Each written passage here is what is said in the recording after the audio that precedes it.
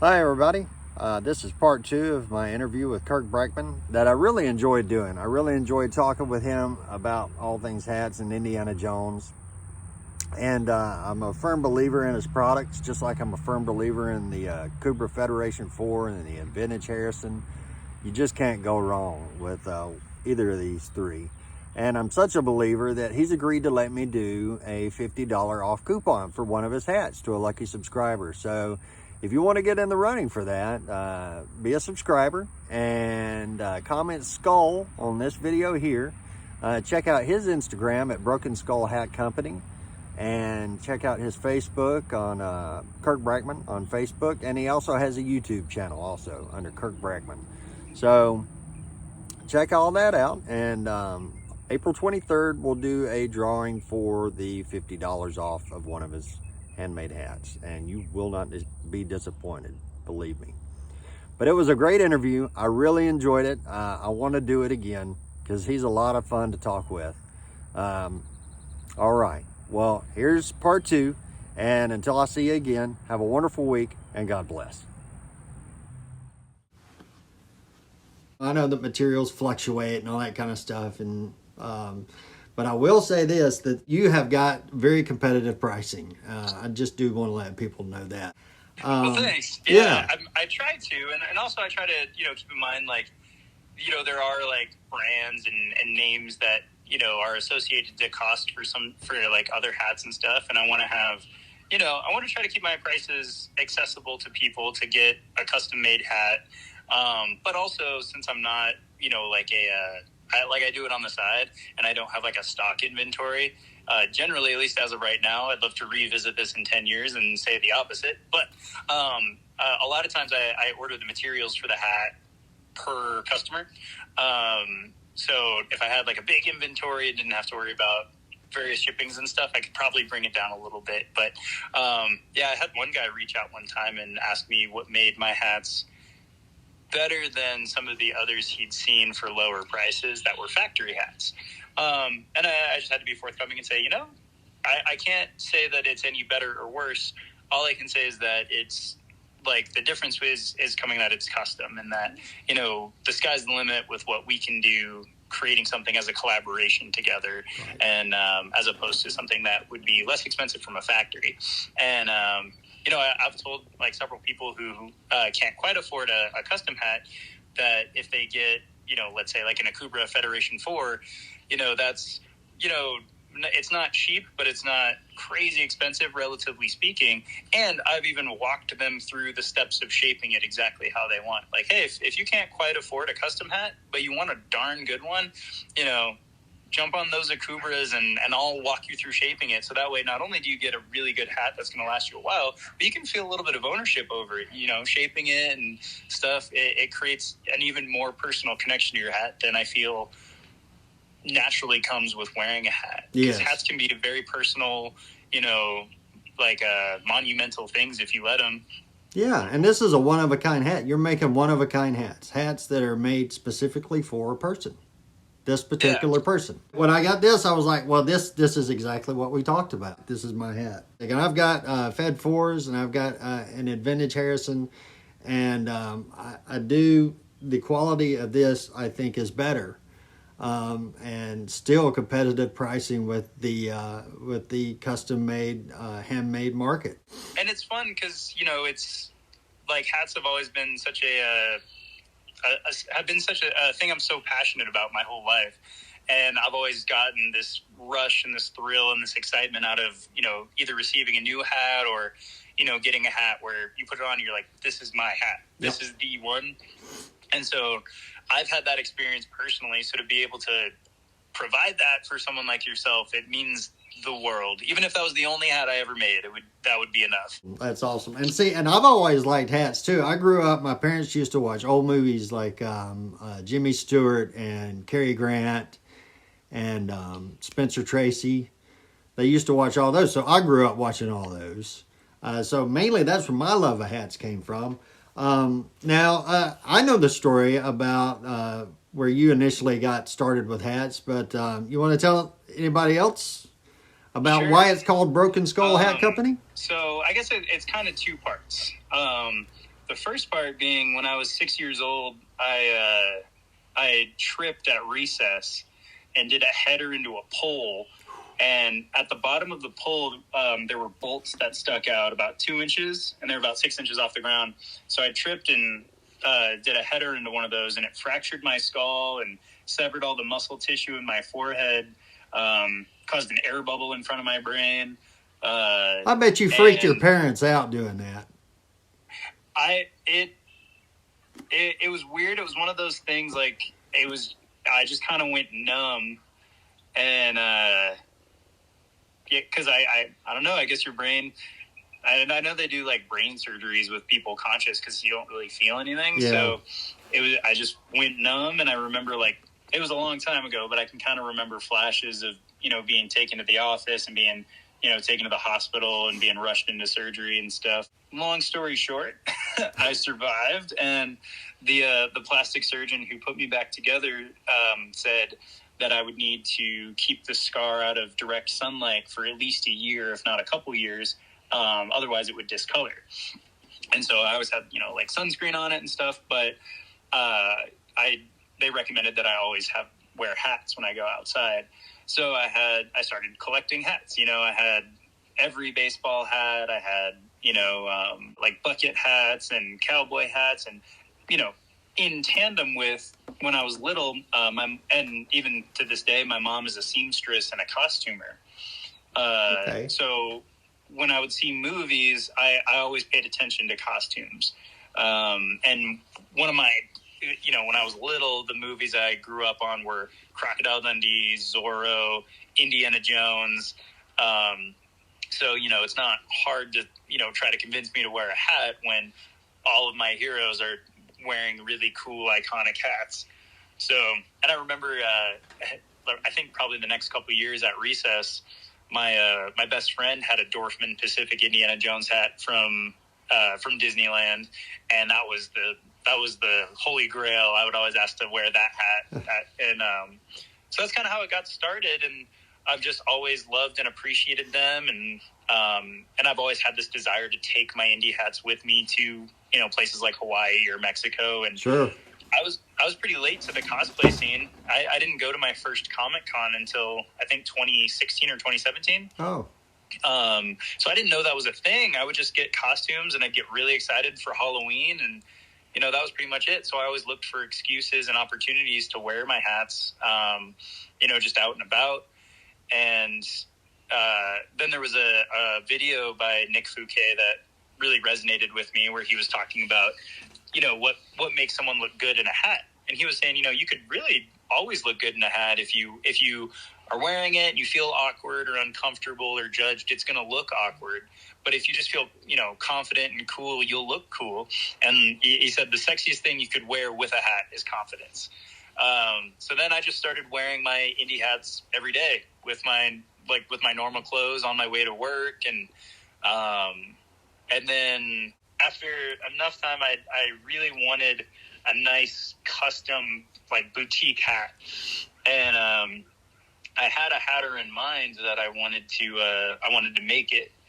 And I was kind of wrestling with it because it was going to be really expensive, more than I'd ever spent on a hat before. But at the same time, I was wanting to get into hat making. And I asked my girlfriend if I should, would it be silly to spend, this exorbitant amount of money on a hat, or should I just learn how to make hats and make it? And she told me to learn how to make hats and make my own. There you go. And so that's kind of where this signature style hat came from. Although at the time it was shaped with, like, the gambler bash, more like a Crocodile Dundee, and I've just recently put an Indy bash in it. But that was kind of where it started. And I'd shaped my Akubra. I'd reshaped a Penman, and just for fun, I bought like a $20 just beat up old beaver felt hat at a consignment store, and just to see what I could do, brought it back to life. And that's kind of what each little thing just made me more and more interested in making them until here we are today. Well, that's fantastic. Well, it's working out well for you. I know that. You're one of the first people I ever watched when I started looking at hats. because I didn't get a hat till 2018. I think it was my first hat, and it was a Federation 4. And yours was one of the videos that I kept watching. Your Peters Brothers hat. Oh, nice. Yeah. It's funny. I went with Peters Bros because back in 2010, 2011, 2012, like the Facebook indie groups weren't what they are today, and there wasn't much media online. And so I knew that, basically there were, the Herbert Johnson, I think, factory hats. There were Adventure Built, and there were Penmans, and then there were Akubras. And I was, at the time I couldn't afford an Adventure Built or a Penman. And I looked really hard to try to find an Akubra, and I couldn't. They're a little bit easier to find now, but at the time I couldn't find one to save my life. So on Indie Gear, they talked about Peters Bros. And I was like, well, we'll give it a shot. And they had one video of a mercury finished beaver felt Indy hat. And that was good enough for me. So I pulled the trigger on it, and I was really glad I did, because I had never seen a hat that nice, an Indy hat that nice in person. And when I made that video, it was purely because I wanted to make the type of video that I wanted to watch that just simply didn't exist. Yep. And so now it's funny because you can just Google Indiana Jones hat and you'll get dozens of YouTube videos and testimonials and reviews. And but at the time, that just didn't exist. So I thought, hey, if you want an Indy hat and you can't find one, or maybe you live in Fort Worth, Texas, and you are able to go there, check out Peters Bros. They're awesome. Yeah. And all that helps somebody else make a better decision. All the videos, all the reviews help people make better decisions on which hat they want to get, which jacket they want to get. Because I was looking for all kinds of information. I was trying to be a sponge for information on hats, so I could get that. Because as far as I knew, this is going to be the only hat I ever buy. The first one that I bought. Yeah, I was like, this is it. This is going to be then the hat bug bit me, and you just keep wanting more and more and more hats. The same way with jackets. The Wested and the Steele and Jones and the Kelso, all these people doing reviews is fantastic. That way people know they can better judge on how they want to spend their money. What jacket you wearing there? Is that your Dial of Destiny jacket? Yeah, this is the Wested Dial of Destiny. You like it? I do. It's a fun jacket to wear. It weathers really easily, so it's got a lot of good character to it. So it's a fun one just to wear around because it has like an adventurous and rugged feel. So I've been really enjoying it, and it's a very soft and nice leather to wear, but it's not too heavy. It's not too light. It's really nice. What kind of leather is that? It's a lambskin, but it's pressed, so it's got a lot of ribbing and texture to it. It's very similar to their pre-distressed lamb. And the undertones, I think, are the same as the pre-distressed lamb. I think there's another dye on top of it, so as it gets worn and scratched and stuff, it brings up those lighter tones underneath. Yeah, it looks great. Thank you. Yeah, man. It's fun having this jacket in the anticipation for the new movie coming out. Yeah. Did you go with the bullet hole? It looks like you went with the bullet hole in that one. I did, yeah. Hey. I felt like it was only right.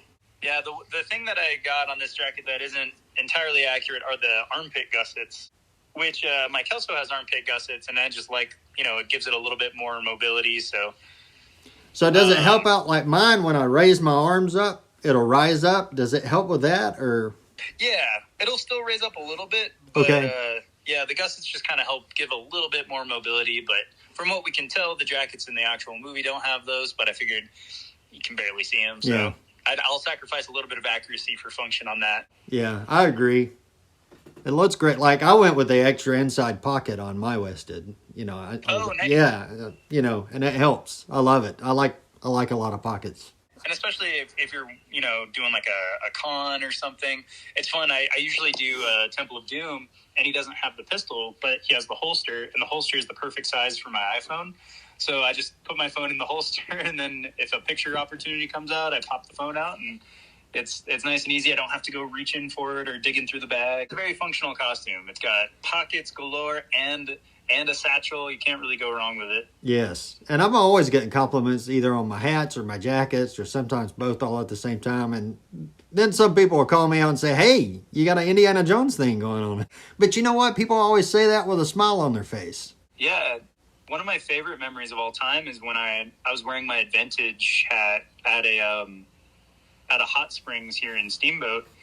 And I was hanging out by the change rooms, and this guy walks past me and just, like, he just starts rambling on about how his dad loved Indiana Jones and always wanted that hat, and it's so cool to see it. And it just made his day, just walking by and seeing my hat, and that meant a lot to me, just wearing something I enjoy that provided, joy and memories for that random guy. That's awesome. Yeah, it's a lot of fun to do that, for people to have a smile on their face. I've seen some like 13-year-olds say, hey, you look like Indiana Jones. And that is great that somebody so young is saying that.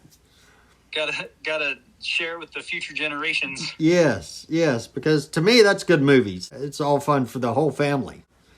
So we know Ford's retiring. If they were going to recast Indy, who would you rather see them do that with?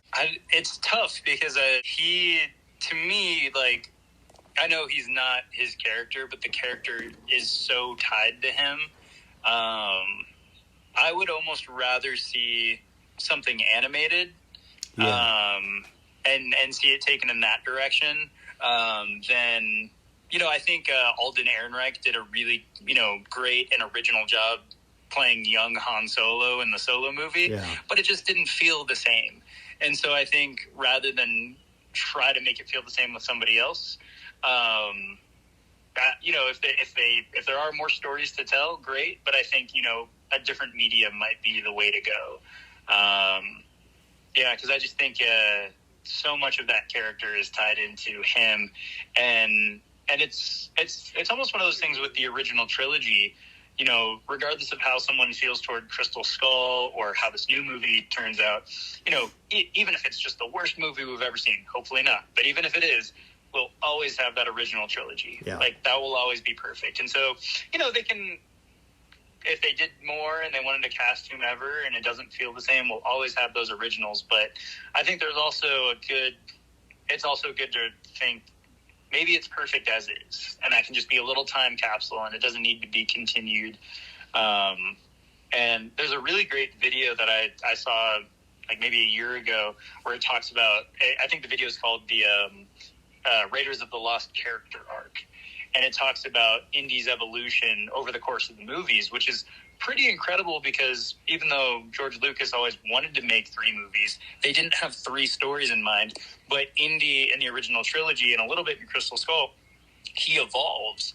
And in the video it talks about if you were to watch them chronologically, but not just the movies chronologically, but, take the snippet from Last Crusade when he's a little kid. Yeah. And the guy puts the hat on his head.